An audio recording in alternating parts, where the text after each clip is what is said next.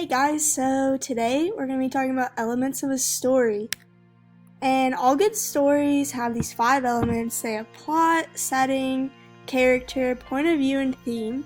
And today I'm just going to be talking to you guys and we're going to learn what each of these elements are and why they're important to a story. So first we have setting. And as you can see in the bold, there's time and place. And the setting refers to the time and place of the story. And the time can refer to a specific time, a season, the past, the future, anything relating to timing. And the place is where the story happens. The setting will bring context to the story so that you understand what might happen and why things happen the way they do. And if you look at the pictures, I included some Monsters Inc. because I want you to think of this setting as a doorway into your story. And if you've ever seen Monsters Inc., you know that every time they go into a door, the setting's different and they have to adapt to it, and sometimes they can change because of it. So whenever we're reading stories, that might be a helpful visual to think about. And there's the bell, but we're not done. So next, we have character. And all stories have to have characters, and because we have to know who the story's about. And characters can be humans, they can be animals, plants. As long as they participate in the story somehow, they're a character. And major characters are part of the main story, and then we have minor characters who show up in parts of the story, but they're not the main thing that we're kind of looking at during it. And understanding the characters' traits and characteristics can help you understand their motivations and why they do what they do in the story.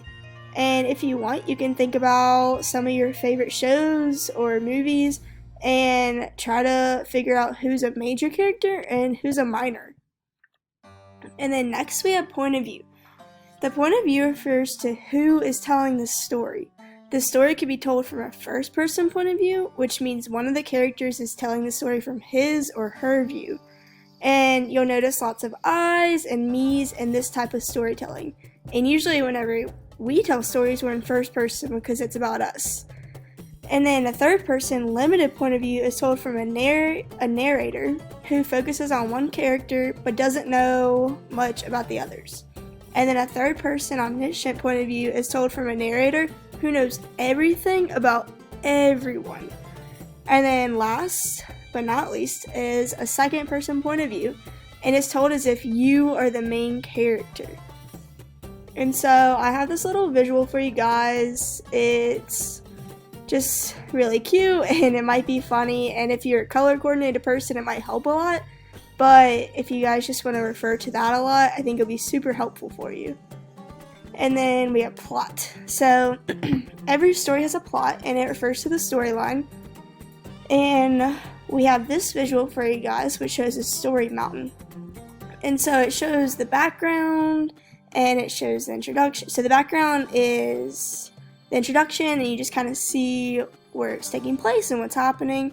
And then you have rising action, which is everything that's leading up to the climax. And the climax is the epitome of the story. It's where everything is just at its full height.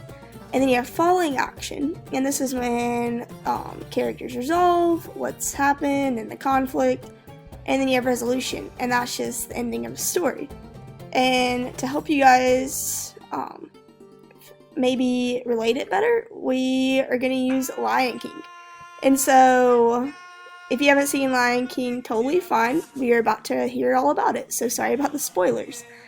But for the background, we have Pride Rock, and that's how this movie opens up, and we see the characters, we see Mufasa, we see Simba, we see all the animals of the kingdom. And then rising action. So in the rising action, we see Scar, and we see this plot that he has to take control of Pride Rock. And so what happens is Scar actually murders Mufasa, and you see Simba run away, and Scar becomes leader of Pride Rock and all the animals underneath it.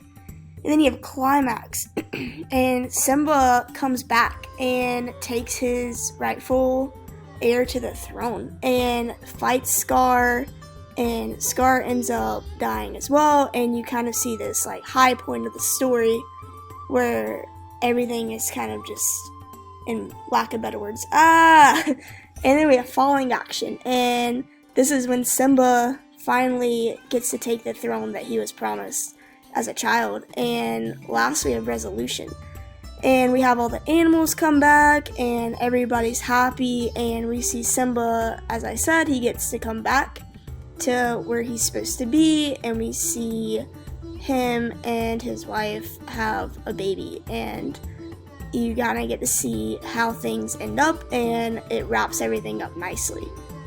And just to keep the Lion King trend going, we have conflict.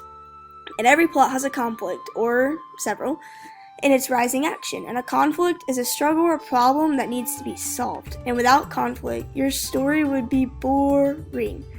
And if every story said, once upon a time, and they lived happily ever after, it gets boring and it's repetitive, and no one likes stories like that all the time. And so in Lion King, you have conflict. You have conflict between Scar and Mufasa, and then you have conflict between Simba and Scar, and that's a constant conflict throughout it, and it keeps the story interesting.